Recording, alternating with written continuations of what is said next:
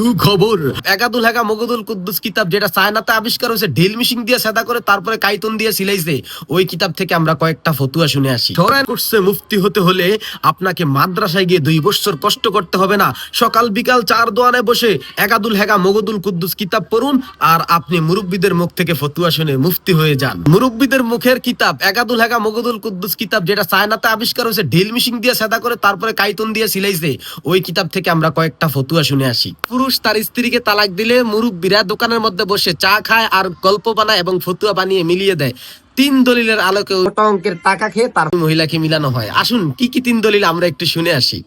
প্রথম দলিল, আরে এই মহিলার 2টা বাচ্চা, এখন যদি এই মহিলার তালাক হয়ে যায় তাহলে ওই 2টা বাচ্চার কি হবে? না, এই সংসার ভাঙা যাবে না, এই জন্য এইভাবে করে তাকে মিলিয়ে দিতে হবে। দ্বিতীয় দলিল, মহিলার 2টা সিজার হয়ে গেছে, এখন এই মহিলাকে আর কে বিবাহ করবে? বিবাহ করলেও তো সে বাচ্চা নিতে পারবে না, এই পুরুষের ঘর সংসারই তাকে করতে হবে। 3 নম্বর দলিল তো আরো আন্তরিকতা।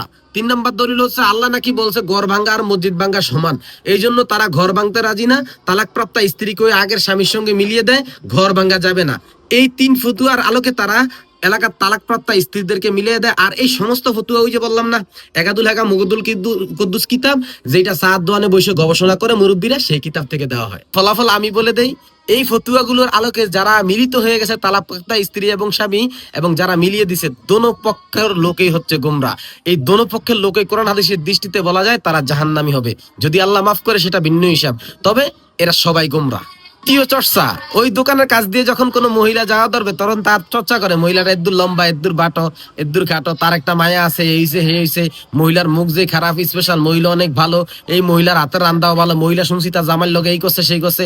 এটা হচ্ছে 2য় নম্বর চর্চা দোকানের কাছে বসে। তাই মহিলারা যখন এই ধরনের অবান্তর পুরুষদেরকে দোকানের কাছে দেখবেন, মুরব্বীদেরকে দেখবেন, একটু তাদেরকে এড়িয়ে চলাই ভালো। 3য় নম্বর ফতুয়া চর্চা, হুজুরে দেখছিলাম মসজিদে নামাজ পড়ায়, তার পাওয়াটা কেমন জানি একটু বাঁকা ব্যথায়, হুজুরের তো ঠিক নাই, নিজেই নামাজ পড়ে না, হুজুরের দলের ঠিক নাই, হেরাই 14 দল, হেরা আবার মানুষের বুঝায়। এটা হচ্ছে 3য় দলিল, তাও আবার আপনাকে নিয়ে।